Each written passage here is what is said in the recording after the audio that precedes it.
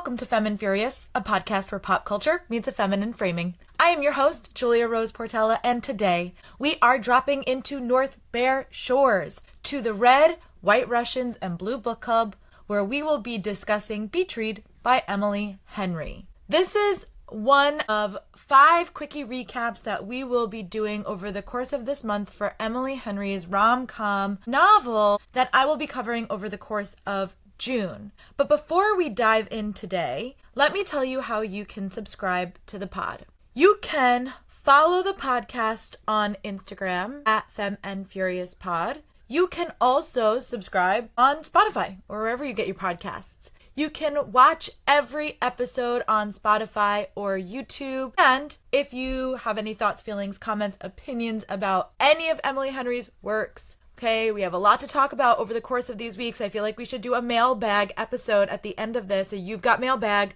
because there's a lot about dead parents, a lot about cults, and a whole bunch of other stuff. So if you haven't already listened to Great Big Beautiful Life, I've already recorded that. But if you have other thoughts, feelings, opinions, you can send them in. The inbox is open. That is at femandfuriouspod@gmail.com. And last but not least, you can join the Two Fem, Two Furious community.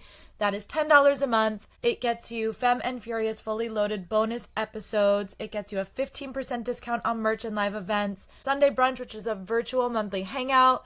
It gets you the Suffragette Award, which gives you voting privileges on episode topics and more. Tea Time, which is the online chat. And then Fast Five, which is a weekly content roundup. Last but not least, before we dive in today, the podcast is changing dates to Tuesday and Friday. So if you were like, where was the podcast this week so far? I had a little bit of a snafu with my sound, and so we're back on track. Hopefully. I had to re-record this episode. Coming back to this after I have now read all 5 Emily Henry books. It's been interesting to take a look at this, the show notes again for this. But anyway, the podcast will now be releasing on Tuesdays and Fridays. With that being said, let's jump into our chic peek. We are looking at Beach Read by Emily Henry. This is a contemporary romance or a rom-com, and the synopsis is, after discovering her late father's secret life, January spends the summer packing and selling his second home. Down on her luck, January must push past the pain to churn out another book by the end of summer. To add fuel to fire, her next-door neighbor is her old college writing rival. And when the two agree to swap writing genres for the summer, the question won't be if they can accomplish the task, but can they avoid a summer fling along the way? Our tropes and micro-tropes. Opposites attract, rivals to lovers, second-ish chance, and he fell first. I love a man who yearns, and Gus Everett, is a man who yearns. I love him. I will be surprised at the end of this series if he's not at the top of my book boyfriend list for all of Emily Henry's book boys. So there's one who I think may come above him, but Gus is like really up there for me. I read this book and I was like, yeah, I remember why I fell in love with romance novels again. And it was because of Emily Henry and it was because of this book. So shout out to Gus. Bad name, hot guy. So let's go with judging the cover. There's nothing particular that stands out about this cover, unlike Great Big Beautiful Life, which I had a lot to say about that cover. So you can go listen to that episode if you're interested in hearing it. But for this one, nothing in particular. We just have January and Gus hanging out on the beach, which is something that they actually don't do pretty much any of. They do it like once throughout the course of this whole book. So it says beach read because we are technically on the beach, but we don't ever spend time on the beach, which is much to my dismay because I am a beach baddie for sure. And then let's do a who's who. So we have January Andrews, who is a romance writer and a hopeless romantic. We have Augustus Gus Everett, or S.E.G., Sexy Evil Gus, who is a literary fiction writer and eternal pessimist with hashtag abandonment issues. We have Shady, who is January's whimsical best friend. We have Naomi, who is Gus' wife, who left him for his BFF, and all I kept thinking about was Bridget Jones' Diary, which comes up in like pretty much every single one of Emily Henry's books in some capacity or another. And then we have Jacques, who is January's shitty ex-boyfriend who dumps her in a hot tub. And then we have January's parents, who we'll be talking about too. But as far as like named characters who will probably come up today during our episode, that's who we'll be talking about. Let's dive into our Fem Frame, where we will look at key feminist themes, herstory, cultural context, and more. So one thing that really stood out to me for this book as like a key feminist theme for this episode is double standards in genre writing, fiction versus women's fiction. And here are just like some quotes from the book, and then we'll dive a little bit deeper. So I'm sorry, because this is going to be like a dramatic reading of a bunch of quotes that I just put on here, but they felt important. They stood out to me, and I just thought this was a really interesting topic, especially in a romance novel. So let's dive in. There is a quote from January where she says, "I never corrected people when they said singular book rather than plural books, but sometimes the assumption dug under my skin. It made me feel like people thought my career was a fluke, like I'd sneezed and a romance novel came out. And then there were the people who acted like we were in on some secret joke together, when after a conversation about art or politics, they found out I wrote upbeat women's fiction, whatever pays the bills, right? They'd say, practically begging me to confirm that I didn't want to write books about women or love." So this is her starting to divulge her abrasion with people's response to romance, especially because it's such an important genre for her, which we'll talk about. Then we have this quote where January and Gus are in the bookstore and they're talking to each other, and she goes, "You never tell me what you write, Everett. I'm sure it's really groundbreaking and important. Totally new and fresh. Like a story about a disillusioned white guy wandering the world, misunderstood and coldly horny." A laugh barked out of him. Coldly horny? As opposed to the very artfully handled sexual proclivities of your genre? Tell me, which do you find more fascinating to write, love-struck pirates or love-struck werewolves? And now I was seething again. Well, it's not really about me so much as what my readers want. What's it like writing Hemingway's circle jerk fan fiction? Do you know all your readers by name? So I love that they have this sort of back and forth because it pulls us into the stigma, even though we end up finding out that Gus doesn't actually feel this way about her or her works. In fact, he's read all of her writing. But then we have, January throwing back, hey, like, there's stereotype and stigma for your genre as well. And this is where we start to see, like, this goes very deep for her. It's important to her. And I think it's an important conversation to have if we're discussing feminism, especially in literature and things like that, because she goes on to make some really, really good points. One of those points would be that she discusses that people make women's fiction semi-autobiographical. So she has this quote where she says, "Besides, why does everyone try to make women's writing semi-autobiographical? Do people generally assume that your lonely white male, coldly horny," Gus inserted, "coldly horny protagonists are you?" So I love that she also pulls this in because this is true and it's hard not to do. And I found myself really checking in with this as I was going through the book, because there are some things that I was like, I wonder if Emily Henry's experienced that, And now having got to the end of all of her most recent rom-coms from like 2020 until now, 2019 until now, I will say that there are definitely some things that I'm like, they have to be semi-autobiographical because they're just in every single one of her books. And so you can tell they must be an extension of her. But I think it's interesting, right, that this quote is in there, that people try to make women's writing semi-autobiographical and what that means and why it's different from what we would consider like fiction about men or like fiction by men, written by men, and what those protagonists are doing. And then she's got this quote, "Okay, that's not the kind of romance I write. In fact, my books aren't even shelved as romance technically, they're shelved as women's fiction." Gus slumped against the booth and stretched his lean olive arms over his head, rolling his wrists to make them crack. "I don't understand why there need to be a full genre that's just books for women." "Yeah, well, you're not the only one who doesn't understand it," I said. "I know how to tell a story, Gus, and I know how to string a sentence together. If you swapped out all my Jessicas for Johns, do you know what you'd get? Fiction, just fiction, ready and willing to be read by anyone.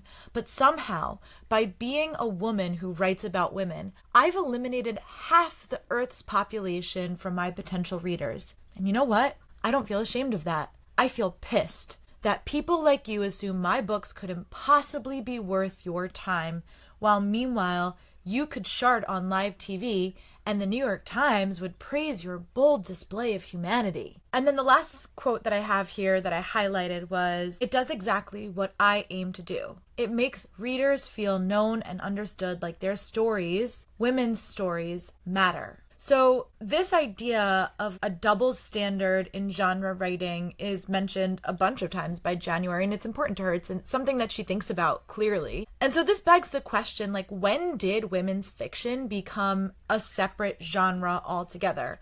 And that's what I wanted to dive into today for the FemFrame. When I looked into who was the first female author, what I found was that it was all the way back to Mesopotamia to a woman called Enheduanna. Hopefully I'm saying that correctly. I don't know. She wrote poetry, she wrote hymns, and she recorded her own personal history, kind of like a diary. And when I dived deeper into this, I was sort of just looking at like, hey, when did this become a thing? Because, for example, last year, it might not have even been last year, but I'm pretty sure it was. I think in 2024, maybe it was 2023, fantasy, this idea of like romance-heavy fantasy, became a genre, something that is tagged, and like new adult has kind of come in and then gone out and then come back in. Genres are sort of created categorically all the time in the literary world. And so I was curious, like, well, when did women's fiction become like a literary genre? And I found this article from the Huffington Post, and there's a lot about it. I'm going to quote a lot of it. So, and I'll tag the article in the show notes. So if you want to read the whole thing, you can. So in this article from the Huffington Post, it says, I've yet to see an analysis of a male written book which states both men's fiction readers and readers of literary fiction will enjoy this book. Why? Because there is no genre referenced in reviews as men's fiction. Googling it, I couldn't find much beyond Esquire's self-proclaimed short stories labeled fiction for men. This Huffington Post article goes on to say, but it's certainly no accident that the most mainstream as well as genre fiction is popular amongst women. For that reason, publishers and booksellers have identified a category within the mainstream that they classify as women's fiction.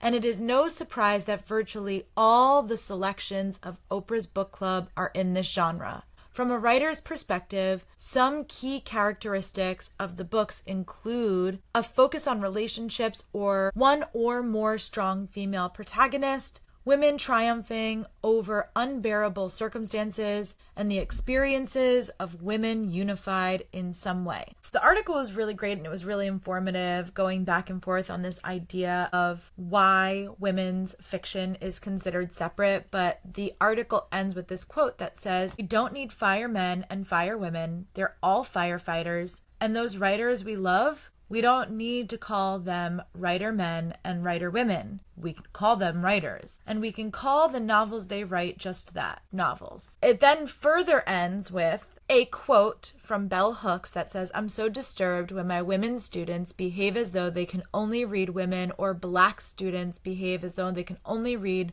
blacks, or white students behave they can only identify with a white writer. And I think this is just summarizing essentially what January is getting at, which is just like women's stories are of equal value, and that if you swapped out all the Jessicas with John, like, you're just telling stories about life. You're just telling stories about life from a very unique perspective, but why should that eliminate or be different than other literary works? So I just really loved this article, and even though I could not find a specific time in which women's fiction became like definitively a category, like when these two things were separate, knowing that the first women's writer goes all the way back to Mesopotamia lets us know that like women have been telling their stories, you know, in this case of Enheduanna, like writing her own personal history, that women sharing their own experiences has been a pivotal part of women's culture, and that we don't have to keep these things separate, because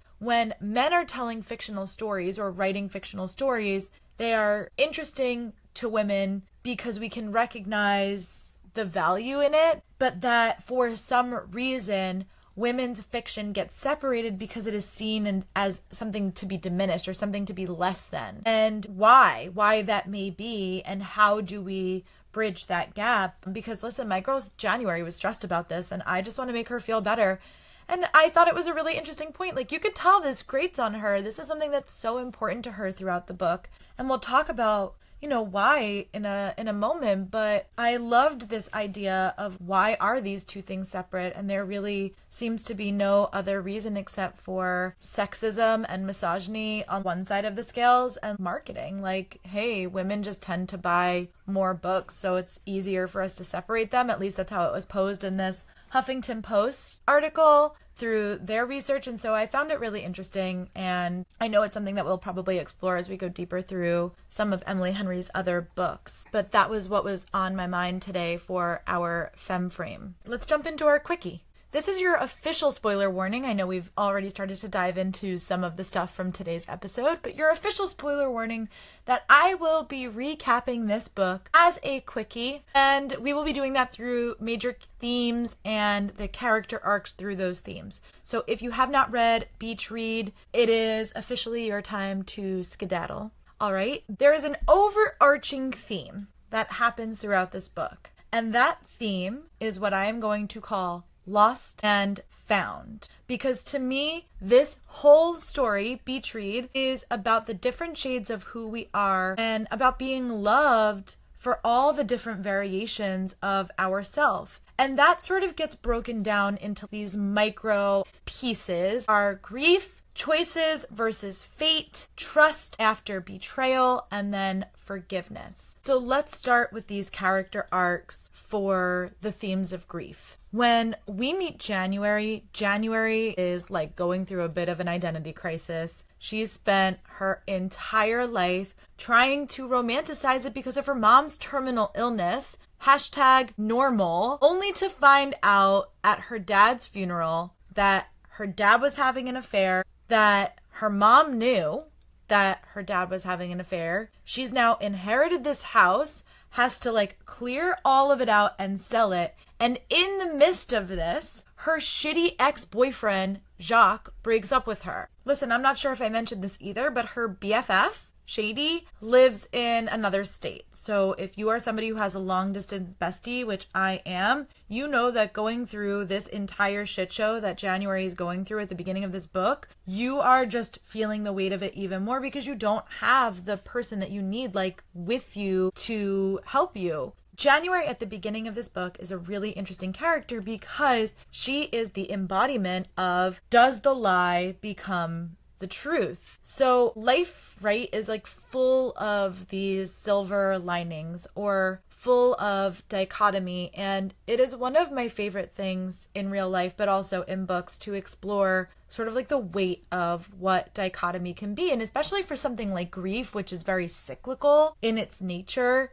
It is not a linear path. There are just times and periods where you hit that low again. And for a character like January, she's learning throughout the arc of this book, throughout her journey, not just how to process her grief, but how to really reconcile her ability to handle ambiguity and what that middle, that gray area is. That idea of the silver lining, in my opinion, no one clocks it better than a romance writer or a romance reader. And I think for January, as a stand-in of what it is to be a romance novelist and to look at life this way, she needs the piece that balances it out, and her grief is the thing that is lifting the veil of what it is to romanticize her life pretty consistently.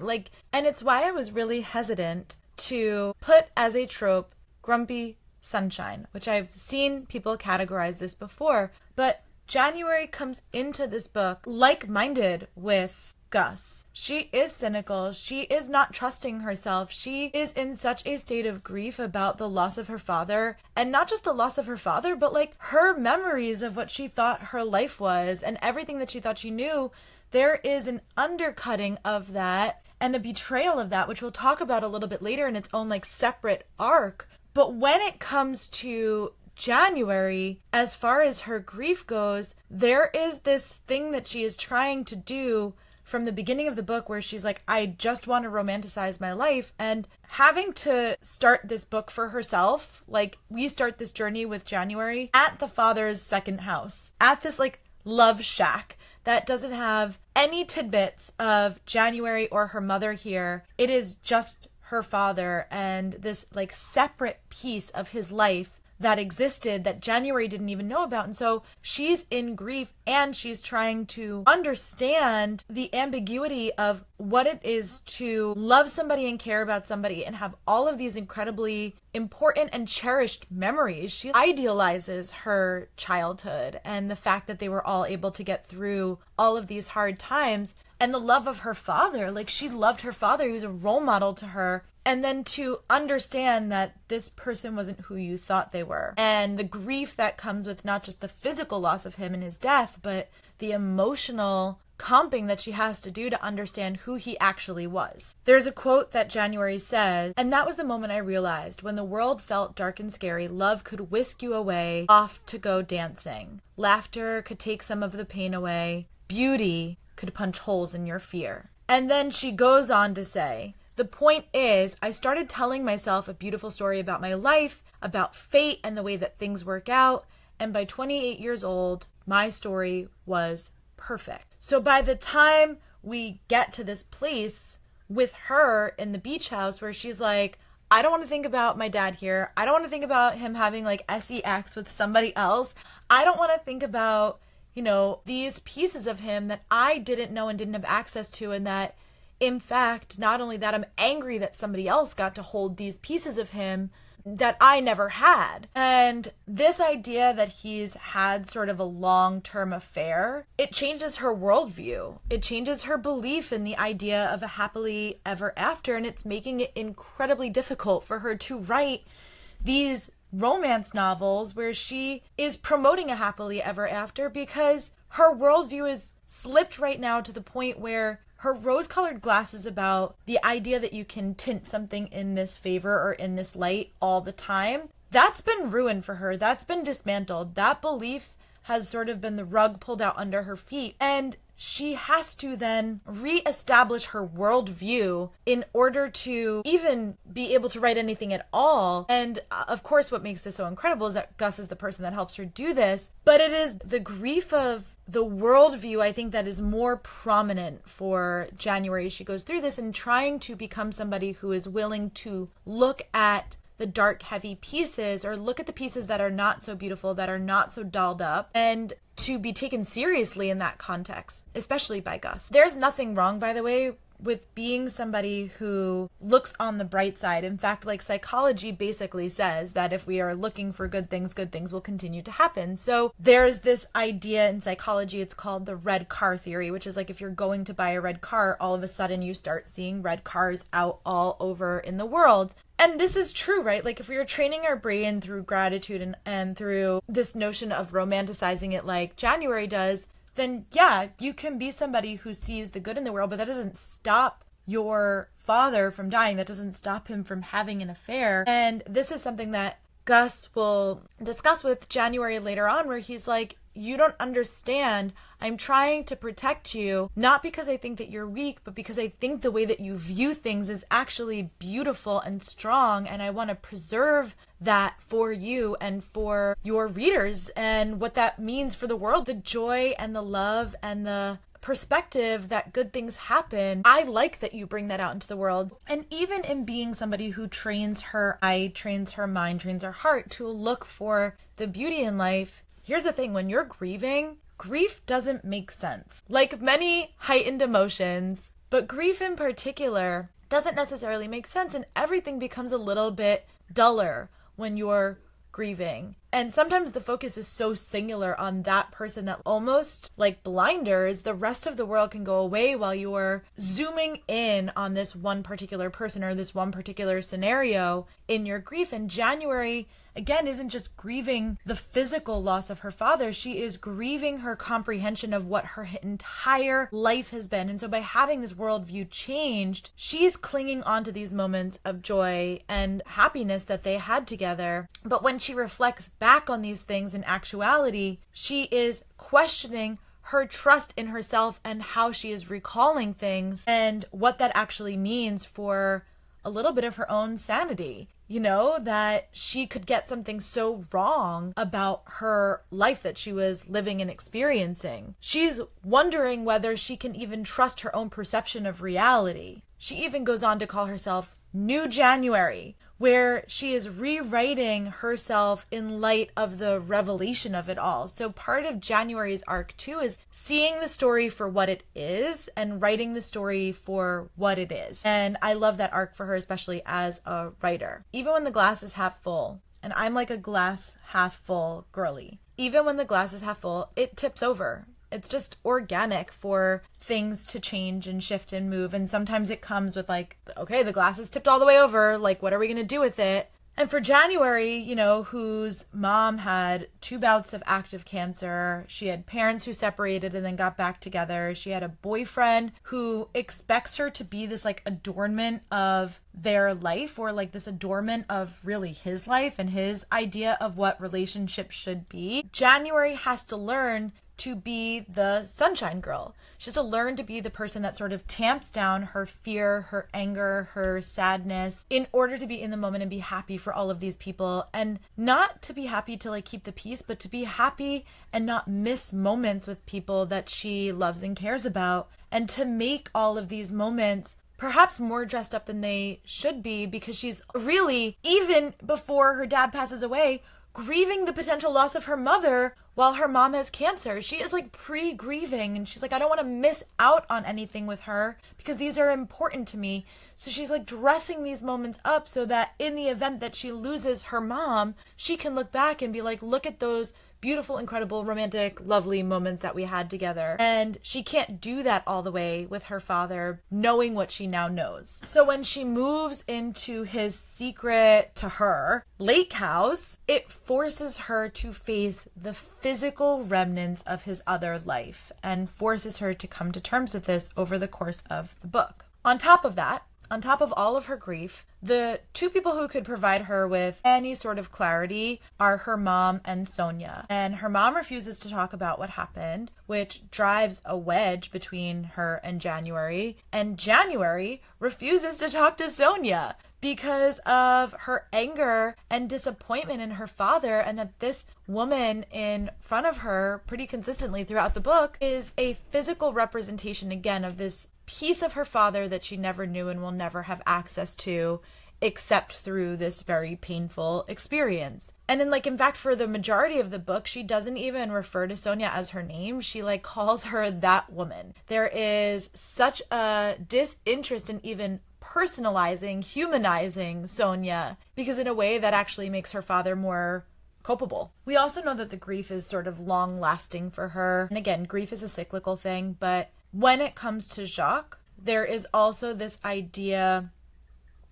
that is being set up for January, that these heavier pieces of her, that when she is not the sunshine girl, she is not going to be reciprocated. So when she starts pushing her mom for answers, now all of a sudden there's a wedge between her and her mom. And when she is depressed, can't get out of bed, type of depressed, not an abnormal thing when your father passes away and you're very close with your father and you love him and you're also having this revelation about who he was and what he did. She says, Jacques said again and again, he told me I wasn't myself, but he was wrong. I was the same me I'd always been. I just stopped trying to glow in the dark for him or anyone else. She also says, breaking up still sucked in every conceivable way. But once the initial pain wore off, memories from our relationship started to seem like just another story I'd read. I hated thinking about it. Not because I missed him, but because I felt bad for wasting so much of his time and mine trying to be his dream girl. And then, of course, what Jacques says to her, which is, you're not yourself, you're not yourself anymore, he told me. We don't work like this, January. And there's a mask that she's putting on as the sunshine girl. That's what I want to call her.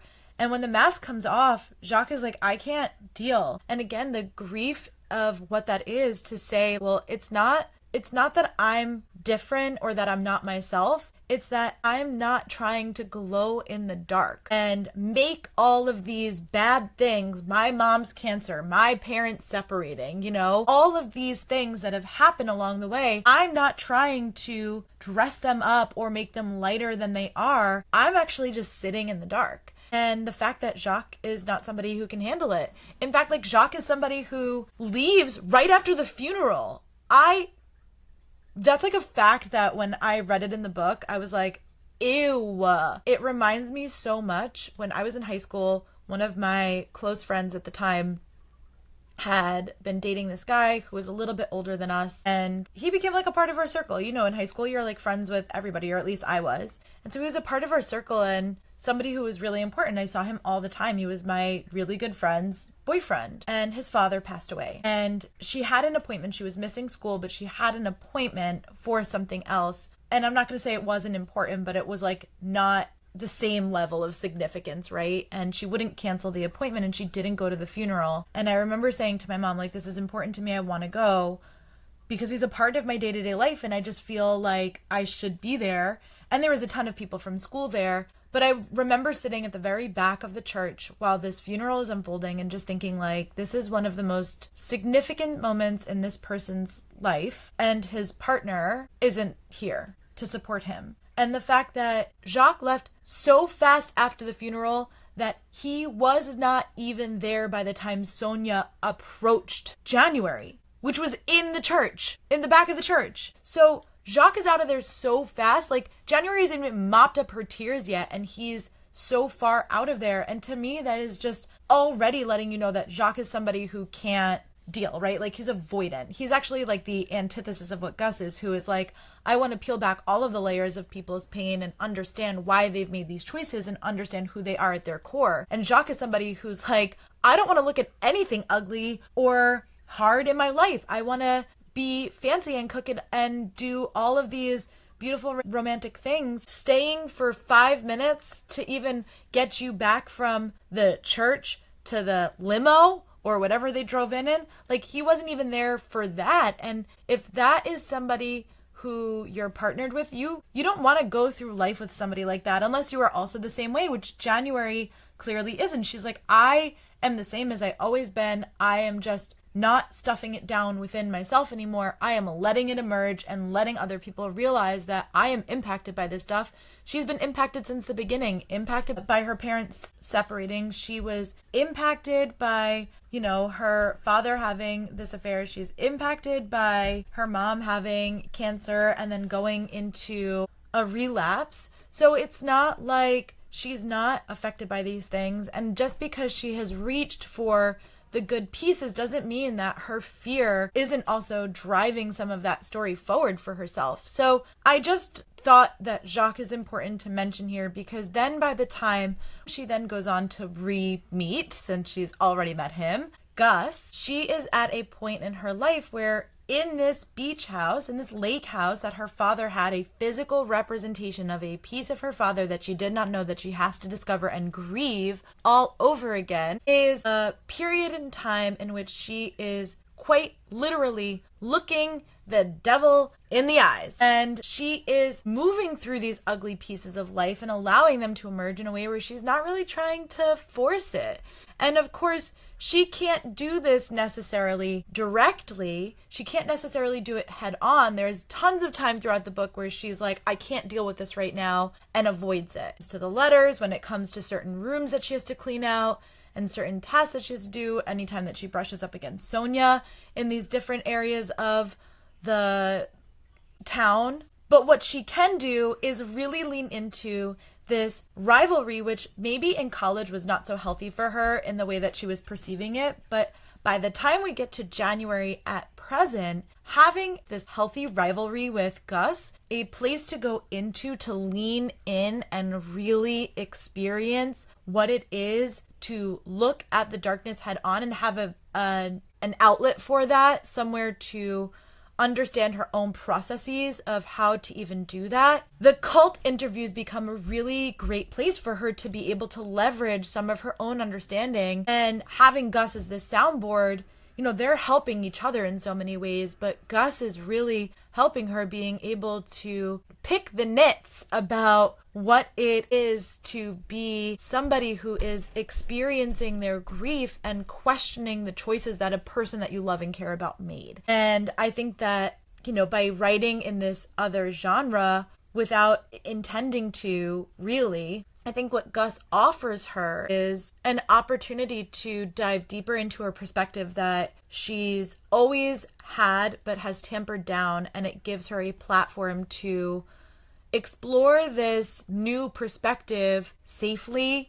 And therefore, the deeper she goes into this book, The Family Marconi, the more she's able to deal and cope with the ambiguity that is happening in the world around her in her personal life. And so we get at the end of her arc, sort of at the end of the book, where January says to herself, like, in this grief of not knowing what is going to happen with Gus, she's faced at the end of this book, like, knowing that Naomi had come to this book reading that they were doing, or this book talk that they were doing, and that there is a very real possibility that Gus, who she perceives as like a huge commitment phobe, who like actually has just been yearning for her since he's met her, since 23, that she is somebody who has to get to the end of this book and say, the experience that I had with him, no matter what the outcome is, if it's not a happily ever after, that does not mean that this experience and what I have gained from it is not profound and that it's not impactful. And having to balance out, I can have feelings and have lusted after somebody and I cannot know where it's going. And I can also know, in this quote that she says at the end, which is, I couldn't know what Gus was going to tell me about the other night about Naomi or where we stood. I couldn't know, but I could survive it. So having to learn to live in that sliver of the yin and yang, the silver lining, the happy for now that they talk about in the book, the balance of all of that light and dark moments of life is exactly what her trajectory is throughout the course of this book. And so while she is busy mourning the fairy tale, the happily ever after, she is learning to live with contradiction and ambiguity, and she can do that by the end of the book. By the time that she unfreezes, like Gus is knocking on the door and he's like, please just let me talk to you. And by the time she gets to the spot where she's drawn together with him at the end, as he's saying, like, Naomi asked if we can get back together. And I was like, yeah, I could see it. And she's like, her stomach falls. Like, she's giving us these visceral physical cues that her body is rejecting what is happening. But her mind, her inner dialogue is like, hey, Shady's inside. You will have Shady here, like there is going to be an after. This will be okay no matter what happens. You will have support, you will have love. So I just love that this was her journey and that grief was sort of a huge part of her arc. Gus has a similar type of arc, though his grief is much quieter and a lot more deep, I would say. It is a grief that is born not only of the physical loss of his mother and her death and her passing, but the abandonment that he felt from her while she was alive, the abandonment that he has of his father and the role and the delegation of like fatherhood and what it is to be a good father, and obviously like the abuse that he experiences, the difficult relationship that he has with his father who is abusive. And then he's got a failed marriage, one of the only people that he has decided to commit to and committed to long term in a marriage. And then his wife left him for his best friend. And his cynicism is one of the things that he's overcoming. He's like grieving all of these different pieces and trying to reconcile something within himself about what is missing, that people don't want to stay with me, and grieving this idea of January leaving at the end of summer and not wanting to be just a notch on her bedpost. So his cynicism is born of something real. It's born of real trauma. And I'm not saying January's isn't. Obviously it is. She lost her father. Her mother had cancer. Like, these are traumas of the lifetime, but his is so much more buried and so much quieter in the way that he explores it and understands it. And he avoids the vulnerability. He avoids all of the vulnerability by honestly intellectualizing emotion and seeking perspective through these interviews, especially with the cult, right? That he's doing this book on cults, that he's interviewing people who have made alternative choices than he may have made, but to understand why it is that people are making the choices that they make, especially his mom, who he was like, I was ready for her to leave. Like, I had a bag packed with comic books and socks and like granola bars, and I thought we were going to get on a train and get out of here and ride it to the last stop. And grieving the fact that she didn't, grieving a choice that he had no control over, and trying to then process and deal with his grief through interviewing people who have made similar choices, and why people have stayed in cults, and why people have gotten out of them, or why people have stayed in bad situations, or why people have gotten out of them, and trying to find his happy medium with what his understanding of his mom is. So even when it comes to this idea of him trying to get on the train with his mom and wondering why she didn't leave, January then says, the corner of his mouth was curled, but the smile wasn't real. It said, isn't that ridiculous? Wasn't I ridiculous? And this idea that he is somebody who had hope, and every time his mom elected to stay in this relationship, eroded at his hope, not just his trust, not that he was born cynical, not even that it had anything to do with his father. It was his mother's continuation of staying. And he even says, like, she never said to me we were leaving. This is just something that I had hope that it was me and her against him and against the world. And that erosion of his hope, not just his trust, but his hope, that as a young child, he didn't have that thing to hold on to. And January almost had the opposite, where, right, she's all these bad things, but her unit comes together and they are trying to romanticize things and create more consistency of a life that is wider, bolder, brighter, bigger, romantic. And that Gus was living in almost an opposite situation, and then even worse once his mother died. Gus had an opportunity to leave with Pete, and he stayed. And trying to understand not just why she stayed, but why he's continued a cycle to stay and live with his father, who was abusive out of his own guilt or shame or whatnot because of his father's medical issues, and having to grieve the choices that he's made as well.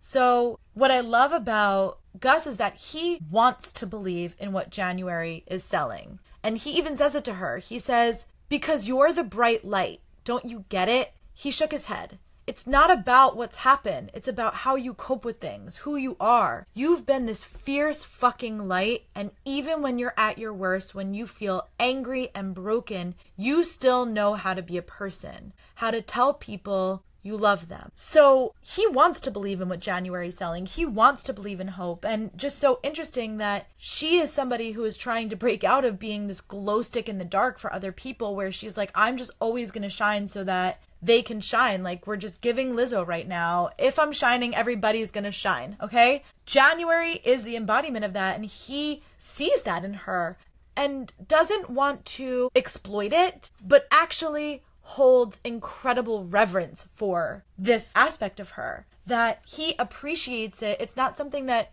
she is being forced to do. And in fact, in this entire story with Gus, January is like, take me to these interviews, take me to the graveyard, take me to the fire, take me, let me see. And Gus keeps kind of trying to protect her, like, just get behind me, like, don't look, like, I don't want you to see this, and not wanting to see his own grief as he moves through these different parts of the process of writing this book, right? And January's like, I want to see. I'm not hiding behind my pinky fingers anymore. Like, I just want to look. Like, can you just let me look? Can we just deal with this together? Can we be in this in this moment together? And not realizing the depth that Gus looks at January as the hope, the last great of hope that he has, that has not been abandoned or trampled by his upbringing. That's January. That small little sliver is January. And he's like, that's why I want to protect it. Because this one piece of me that is holding on to dear fucking life, to this last little shred of hope that I have, like, that's you. And I don't want these dark things to influence the one hope, the one light that I have, because that's who you are to me. And I just love that so, so, so much. So he has another quote too, where he says, when you love somebody, he said haltingly, you want to make the world look different for them. So time out, because if you haven't read Great Big Beautiful Life, I'm just going to say, similar theming.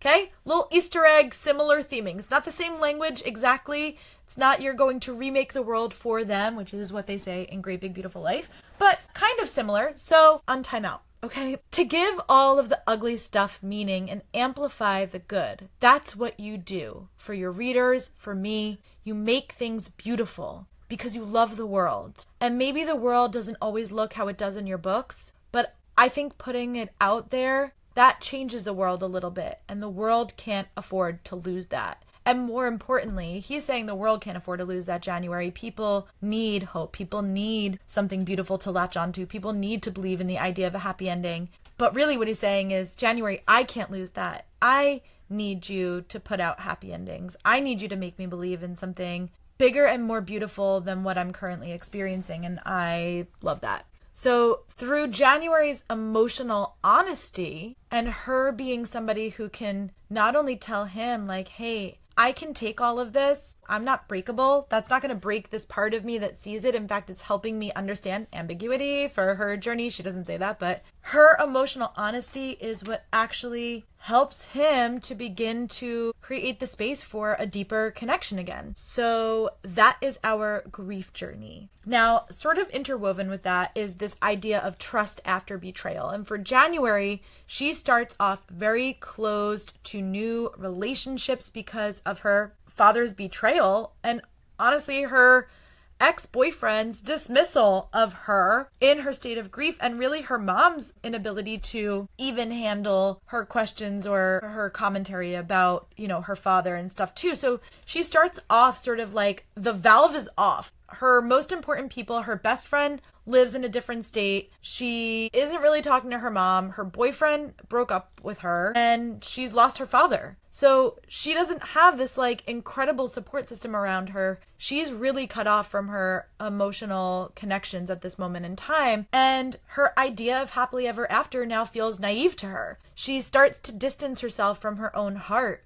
And she even says, how could I trust what Gus and I had? How could I trust my own feelings? People were complicated. They weren't math problems. They were collections of feelings and decisions and dumb luck. The world was complicated too, not a beautifully hazy French film, but a disastrous, horrible mess, speckled with brilliance and love and meaning. So she's trying to do the mental gymnastics. Like, how is it that I can hold on to this thing that I am creating with Gus? How do I trust my own feelings? When she is somebody who is living in this space of trying to dismantle and rebuild her worldview and trying to trust her own gut again. And that's why at the end of this book, again, coming back to this moment where she's like, I can survive it. Like, I don't know what's going to happen with Gus, but I can survive it. That's really just her saying, I trust myself to get through whatever comes next. I can handle this. I can handle that. So I love it because she ends up rediscovering over the course of this book that love can be real even when it's not perfect, even when it's not super romantic, and that this disastrous, horrible mess speckled with brilliance and love and meaning is exactly what it is to be going through the life journey. I love that there is this piece where January asks for Gus's trust. And in the book, they're sort of having this moment where he is revealing to her, like, I had such a thing for you in college. I was so down for you. Like, I wanted to sit next to you in class. I would brought my books so that I would be able to talk to you after class when everyone else was leaving, just so that we would be alone. He's like, and even when I would talk like directly to you, like you wouldn't even look at me. So he's like, I never knew what I did that made you hate me so much. And all I wanted to do was hang out and get to know you. And she's trying to rearrange this story that she's written about him in her mind. What I love about this exchange is that Gus says, I'm going to mess this up. And January's like, maybe, but that's not what I asked. Tell me what you want, Gus. Not why you can't have it, or what you think I want, or why you can't give that to me. Just tell me what you want for once. That's all I'm asking you to do. And he says, I want you. And he goes on this whole spiel. And then he says, I've always wanted you. He says, I also want you to be happy. And I'm scared I can never be the person to give that to you. And what I love is that she's asking for his trust in this moment. That she's saying, I see the fear. I see what you're bringing to the table right now. I get it. And she goes, then let me be happy with you, Gus. She even goes on to say, I kissed him softly like the rare and tender thing that he was. And I just love this because she's asking for his trust and he gives it to her. He lays out all of the good, the bad, the ugly. And he goes, this is how much fear I have about this. And she's just like, okay, I've got it. And so they're like rebuilding that trust together, that they're understanding that these pieces of them that are not the happily ever after, right, that end up being what they call the happy for now, that they have to trust in each other even though they have both been betrayed and are both working through that betrayal. There is also an overarching theme about forgiveness. So January's relationship with her father is a central piece of this. She has to forgive him. She also has to forgive herself for not seeing things clearly, both with her father and her family and also with Gus. And then she has to forgive her mother for not looping her into the story. She wrestles with this idea of, did he choose us? Did he love us less? If he could love two women, what does that even mean? And then coming face to face with this exact same realization, the same mental math that she has to do about her dad with Naomi. And as Sonia's going on her whole rant at the end, January's like, he was married, talking about her dad, and her sub thought is, Gus is married, which is true. And there are, maybe we could do some of our own moral, ethical math about what is or is not correct. But as January continues to try to do this mental math over the course of the book, she's having to learn, again, that space of finding out who her father was and wondering whether or not she could actually forgive him, and not having her mom there as somebody who can even go there with her, because her mom is also in grief and also moving through her own process. And then finally, when she ends up having this conversation with Sonia, Sonia ends up saying, maybe he thought if he sent the key and the letter straight to you, there'd be no one to stand here and convince you to forgive him. And January's like, yeah, actually, my mom probably wouldn't have told me all of this. This actually probably would have been something else that, just like this conversation when Sonia showed up to the funeral, like my mom probably would have just never gone there with me, and maybe I would have never known. And so as uncomfortable and as angry as she is, and perhaps even disappointed in her father, for Sonia to stand there and tell her this story, and for January to then have to again find this balance between accepting that two things can be true, that her father clearly loved her mother. This is something I think feels clear to me, and I think it's even clear when Sonia says it. She's like, I had no disillusionment the second time anything happened. Like the first time I thought that this was the love of my life and that we were getting a second chance, and she's like, in the second that your mom got sick, he was out of here faster than you could say bye. And I think for Sonia, going back into it the second time around, you know, she loved him and couldn't reconcile her own balancing of who this man was when they were teenagers and who this man became as an adult, and that his priority was his family, but that this was sort of like a detour when things were very unclear in his life, not knowing, and that clarity settled in once the cancer diagnosis became their reality. And January also have to reconcile that within her own mind, because she's in a situation with a man who's technically married and who, while they have no real assets or anything together, they were slow to put the divorce through, and he was like, I just wasn't focused on it. By the time I figured out that she wasn't going to get to it, I put something in, and now like we're still negotiating this stuff. And so like the divorce is kind of going through, and it's in its own process by the time January discovers that he's married, right? But that January has to be the one in her own mind and heart to reconcile that this woman that she hates, Sonia, who could have an affair with a married man, is really no different than January is, who is falling in love with somebody who, just like Sonia, who had a relationship with her father before her father ever met her mother. That January is also somebody who knew Gus before he knew Naomi, and that they had this sort of interesting relationship, not necessarily romantic, but certainly some sexual tension. And what that means for January is literally a direct mirror to this woman that she hates, because this woman is a physical manifestation of the imperfection of somebody that she loved and cared about, and a physical manifestation of things being messier than they seem. And then January having to forgive herself for putting herself in the same position with a man like Gus, who she's like, he's told me from the beginning that he was married. He's told me, like, all of this stuff. He doesn't tell her from the beginning that he's married, but he tells her pretty much by the beginning that he's married, and that they go on this journey where she realizes, even if she doesn't directly say it, oh, we're the same. We're the same because we're falling in love with somebody who does not have a clear and direct path to be with us at this moment in time. And what that will mean for her relationship with Gus, especially by the time we get to this part with Sonia.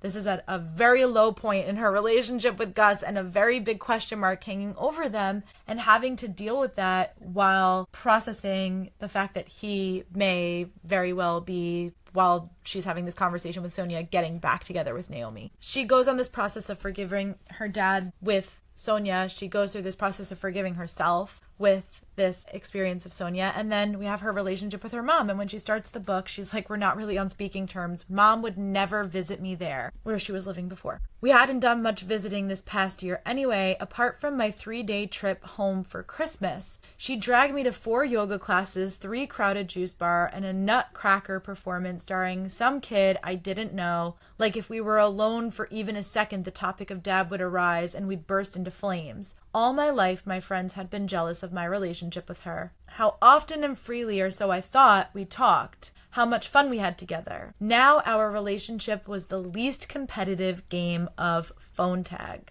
So not starting off on a great note with her mom, and she has to spend a lot of this book confronting her relationship with her dad, but also confronting her relationship with her mom. She's spent so much of her life trying to make it better for other people and trying to cope with her pain and her grief of the cancer diagnosis by being somebody who makes things more lavish and makes them more decorated, only to find that the silver lining, dancing in her living room, having this great relationship with her mom, isn't necessarily what she thought it was, and having to understand that her mom is somebody that she has spent a lot of time with but doesn't also necessarily know, or doesn't know in this way, and how she's going to bridge that gap over the course of the book. I also love that she just finds romance novels by waiting in the hospital room with her mom, like in the waiting room, and that romance was just a comfort for her, this like security blanket during a period of time when she was in such pain, and that she goes on to then wanting to provide that for other people and help other people find that escape. And just how deep this is for her love of romance. It's also why, in part, it's like painful for Gus to be seemingly picking at it. So when he says, like, let me guess, everyone lives happily ever after again, she's taking that to heart, because this was something that has provided her a distraction, something that has provided her an outlet and a place to go. And so this is also something that she's like moving through a space of forgiveness with her, not just her mom, but her connection to romance and what this entity has been in her life over the course of the years. And she even says about Gus, I wasn't ready to let him trash the one thing that had meant more to me than anything else, the genre that had kept me afloat when mom relapsed. Of course, he doesn't know that, but this genre saved her. It kept her sane. It gave her something to home her attention in on and focus in on during one of the most rough periods of her life. There is also a spot where January then overhears her parents arguing, and her mom says, I feel like it's over. And her dad says, our marriage? And the mom says, my life. I'm nothing but your wife, January's mother. I'm nothing else, and I don't think you can imagine how that feels, to be 42 and feel like you've done everything you're going to do. And so not only what it is for January have to forgive her mother for not telling her about Sonia, but what it is to have to also understand that her mom was conflicted in her own choices, and then especially probably even deepening that when faced with her own mortality later on in the book. So not January's mortality, the mother facing her own mortality through her cancer diagnoses. Let's just make that clear. So as January starts to getting her writing groove back, she has a particularly long night where she then texts her mom. She has like 12 hours where she's like, I was sitting in front of the computer, basically like not eating, not peeing, like not drinking anything because I didn't even want to get up. And after this long night, she texts her mom just to be like, hey, I know that things aren't perfect between us right now, and I just want to let you know, if you're never able to talk about dad again, like, I still love you and I see you. And her mom writes back 20 minutes later and is like, I love you too. So just knowing that her mom and her are trying to find that, and her mom is even like, I hope one day I can tell you, I hope I can tell you everything, that they're trying to bridge the gap in their own way, but that their grief is just so heavy and that they have to forgive these different pieces of themselves. The mom has to go through her own journey, which we don't know what that is, but January is to forgive her mother for not being somebody who can hold her hand in this grief because she's moving through her own. The mother is moving through her own. And what I love most is that by the end of the book, in recognition that her own journey with Gus is messy after this confrontation with Sonia, she ends up calling her mom, and her mom answers right away, and she's like, you know, did I tell you that Jacques, the shittiest boyfriend ever on planet Earth, broke up with me in a hot tub? And then the two of them are able to find common ground, and they start to rebuild their relationship because January's like, it's messy. You know what? If she's not able to talk to me about this thing, it's fine. We can talk about other stuff. Like, did you know that Jacques broke up with me? That he broke up with me while we were on vacation, and that he broke up with me in a hot tub? And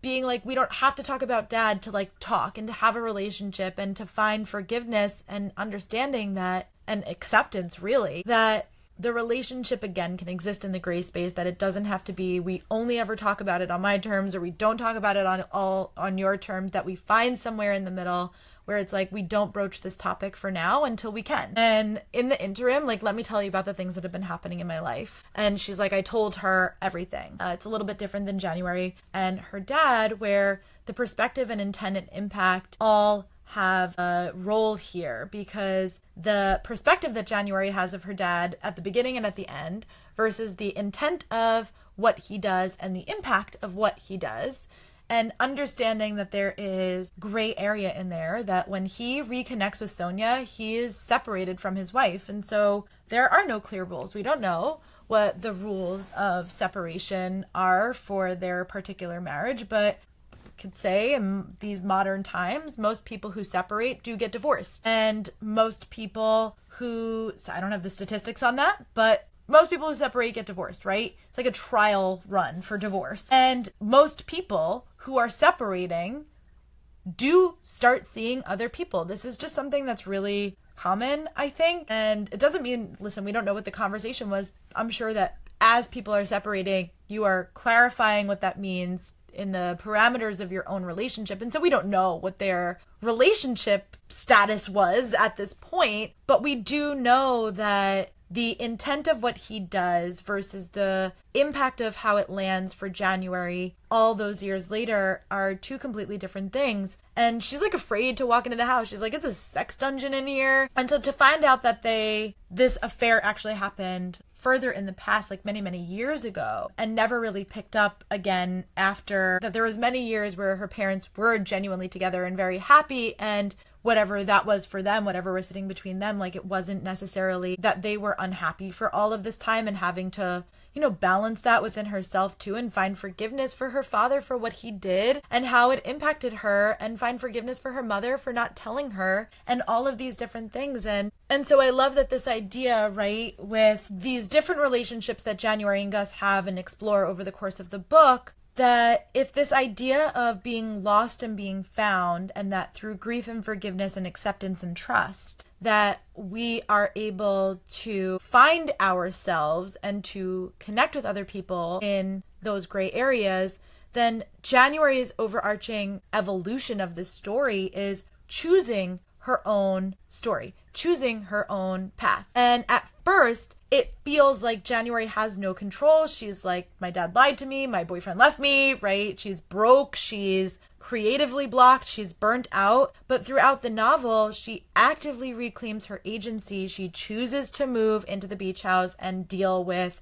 this thing that she's got with her father. She chooses to write a book outside of her comfort zone. She chooses to have a relationship with Gus despite her fear of being hurt. And she even says, like, let me be happy with you, Gus. Like, just let me be happy with you. I'm choosing you. I want to be with you. And Gus has like an opposite journey where he has to let January choose him. That's why this moment for me, I know everyone is like obsessed with the end where he's like, when you sleep, I get overwhelmed that you exist. But for Gus, it is this idea of no one ever chooses me. And so I have to allow myself to be chosen by January and open this door to vulnerability to be chosen by this person that I love and care about, because he carries deep fucking wounds from his childhood, okay? He has #mommy and daddy issues. He has got both, okay? And I think so does January, but less so. Gus really has like daddy issues and then like really also has mommy issues. They're like more subtle, but they're both in there. So he carries these wounds from his childhood. His mother never left his father, which was a disappointment to Gus and scary to Gus. He then went through the loss of his mother. His mother dies, and then his father was abusive on top of all of it. And he felt stuck in this relationship with his father. So he internalizes all of that as, I'm not somebody that people choose to prioritize, right? I am not the priority here. And when it comes to like college, he says to January, I'm not the kind of guy that women try to date. I never have been. I'm the one they want to hook up with. So he says to her, like, I don't want to be the person that you rebound with after you've just had an amazing relationship for 7 years with an incredible doctor. Like, I can't handle that with you because you're somebody that I actually am starting to really care about and have always cared about. By the way, this line with like, I'm not the guy that women try to date, it was giving me Johnny from Dirty Dancing. You could just swap out Gus right there, Salt and Pepper Gus, with Patrick Swayze, and I would have believed that they were the same person having the same conversation, because that's exactly what was happening here. Naomi also leaves him for his best friend. Like, nobody's chosen him. And January has this thought where she goes, Gus thought he was missing something, some special piece that other people had, the thing that made people stay. It made sense all at once. The hesitancy and deflection, the mistrust of people, the fear of commitment. No one had ever chosen Gus. From the time he was a kid, no one had chosen him, and he was embarrassed by that, like it meant something about him. I wanted to tell him it didn't, that it wasn't because he was broken, but because everyone else was. But I couldn't get any of the words out. I couldn't do anything but stare at him, standing there out of steam, his chest rising and falling with heavy breaths, and ache for him, and hate the world a little for chewing him up. I mean, just an incredible quote, and to be able to recognize that this is how he is processing and dealing with things, that he feels that he's never been chosen. And so when she's like, let me be happy with you, she's saying, I am actively choosing you, even though this is messy. I know that you think that I can't handle messy, but I can, and I'm actually saying, let me choose you. And he has to open the door to her and let that be a thing. So he doesn't believe in lasting love. He even says, like, when Naomi and I got married, I knew that that's what we were going to have. We were going to have 2 lives. They're separate lives that were happening together in maybe one space, but they weren't one life that was sort of enmeshed and brought together. And he withdraws. He withdraws again and again throughout the book because he is somebody who, when he realizes that there's a possibility that they might choose him in the messiness, he's just like, well, let me just take that option away from you. And he even says, like, January, everything I've done in the last 24 hours has hurt you. The way that I'm handling this is like hurting you. But they have to work through that, and he has to be able to let his guard down enough to be chosen. And with January, he recognizes that he is being chosen, and he's afraid to mess it up, that if he does something wrong, that all of a sudden she will like unhook herself from his car. And he's obviously gone through this multiple times, but especially with Naomi, right, who like leaves him for his best friend. And it terrifies him, I think, because he's chosen January even all of those years ago. He's been into her since day one. We love a man who yearns. He's been into her since day one, and all of the recollections of their time have just been a matter of perception. Like, January perceives him as a pompous asshole, and he doesn't even admit to this. He's like, I was a 23-year-old elitist dick. But he never thought that he was better than her. And he's like, I thought it was obvious how I felt about you and your writing. And for January, it wasn't. She was like, you're nitpicking me for no particular reason, dude. Like, I fucking hate you, even though you're sexy evil Gus. Okay? And he's been into her since day one, and like he was dating somebody, broke up with a girlfriend, like had it so bad for January, was so down bad for January, that when January just looks at him at this party and they're having this like intense eye contact and they make their way to each other and they dance and it's very salacious, he leaves the party to go break up with his girlfriend and that he was dating at the time, because he's like, I'm just fucking so down bad for January, like I couldn't even control myself. Like, cheating, not cheating, whatever you want to call it, like, I know that this isn't right because I have feelings for her and I would. So I love that his arc is to be chosen, and that January's arc in Lost and Found is like to find her own path of choosing the story that she is going to write, instead of just saying that everything's going to be this happily ever after. All right, Dear Diary is a segment that has not yet been able to come up, but I've had it in my notes every week. Sometimes I will sprinkle anecdotes of things that have happened in my own personal life, but Dear Diary are my own personal stories, and I want to just say that there was a lot of notes in this book. I'm a huge Kindle reader, and I read this book, like many people, during the pandemic in 2020 on lockdown with my Kindle. I bought a Kindle in 2020 because I was always an avid reader, and I was like, wow, for the amount of time that I have, I'm not going to be able to read or afford like the physical amount of copies of books that I will blow through. So I ended up spending the money on a Kindle, and I hooked up to my Libby and to my library card, and my life was forever changed, because then I started reading even more, because then I was always afraid to like bring my book out of my house because I never wanted my physical copies of books to get dirty.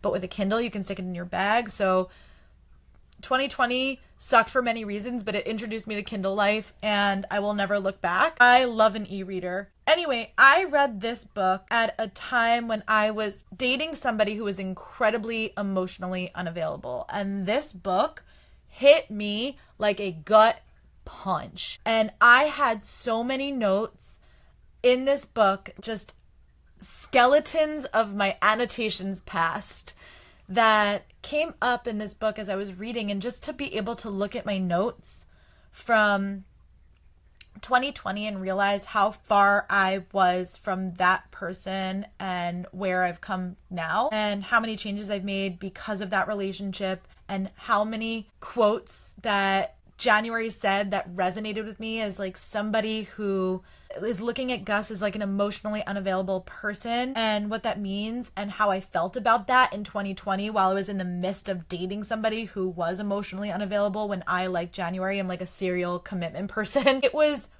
and having to deal with the ambiguity, by the way, my own journey of having to deal with ambiguity in relationships, and that things are not always so clear cut. It was such a fascinating thing to be able to reflect on that as I moved through this book and see how far I've come, and see, I loved this book in 2020 when I read it, and I was nervous to kind of come back to it because I was like, is it not going to be what I remember it being? And just to read it again and have a different experience through it, and not be in the emotional state, and to be able to go on a different emotional trajectory through Gus and January's love story was so profound for me. And anyway, Dear Diary, I just want to let you know that I have grown so much from 2020, and I'm so proud of myself for getting myself out of a relationship with somebody who, unlike Gus, was not going to choose me, and who I'm very glad that, unlike January, chooses Gus, that I am somebody who decided to leave the situation. And in the story about choice and fate and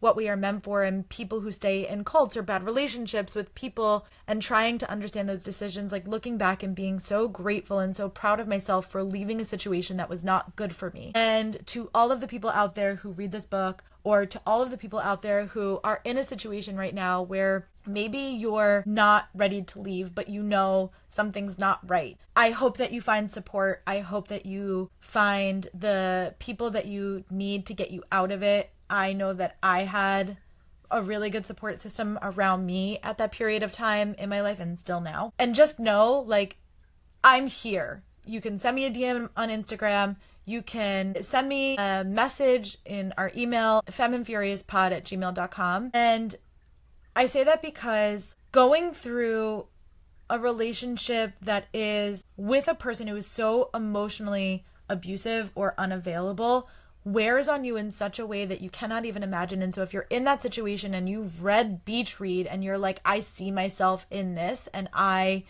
am starting to question or wonder about my own choices or decisions, I'm here. I'm here for you. I'm not the only person that you should have as a support system, but I just want to let you know, like, I am 100% here for you.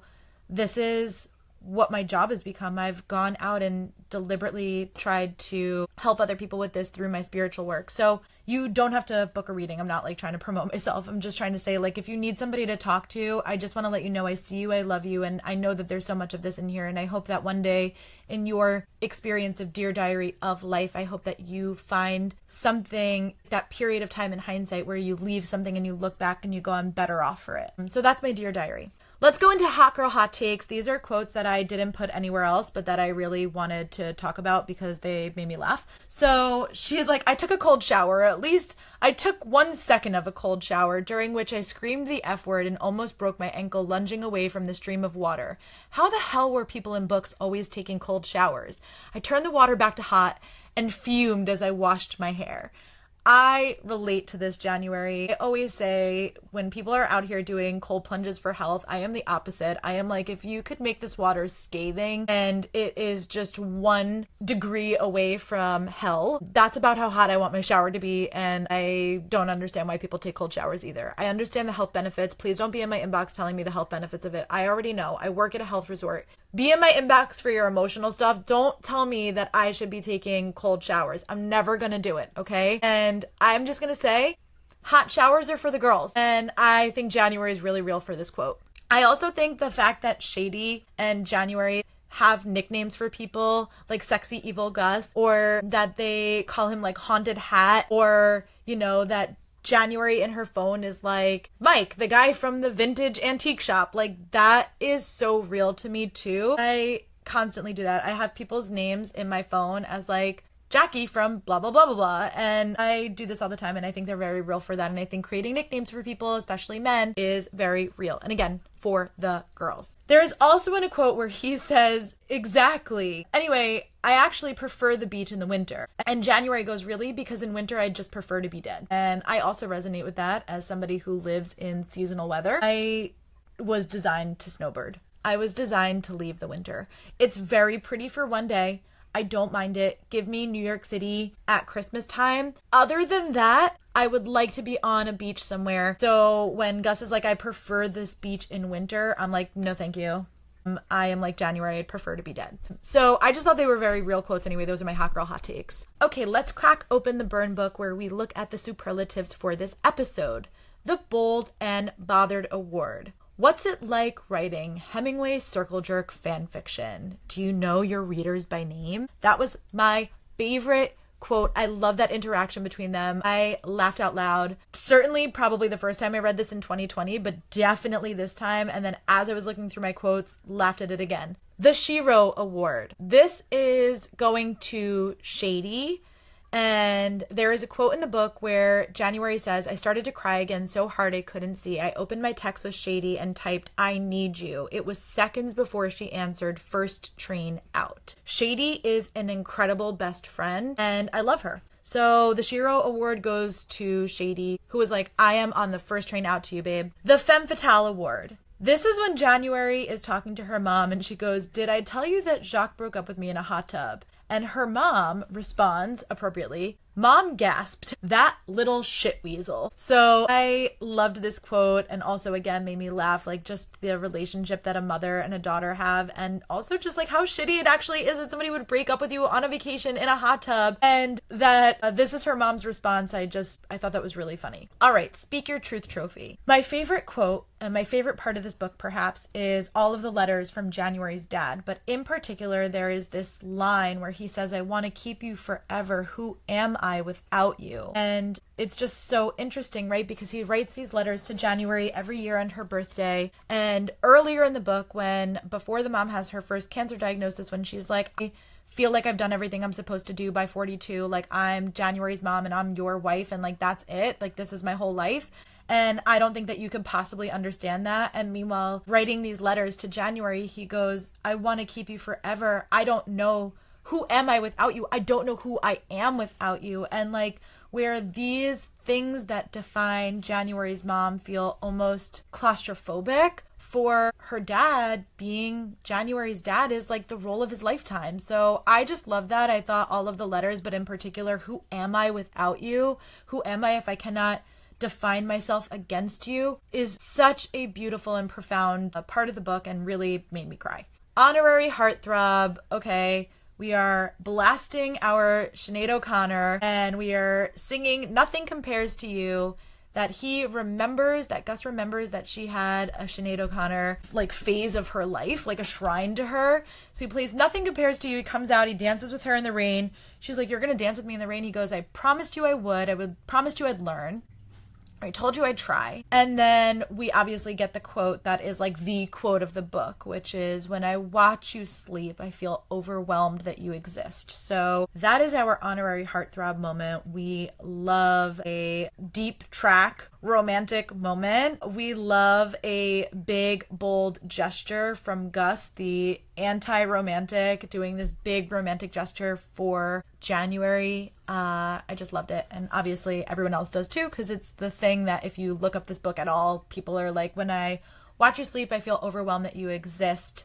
So that is the most important, maybe not the most important, but I think the most honorary heartthrob moment of the book. All right, thank you for listening to this week's episode of Femme and Furious. If you like this episode, share it out on social media. Until next time, go chase your happily ever after.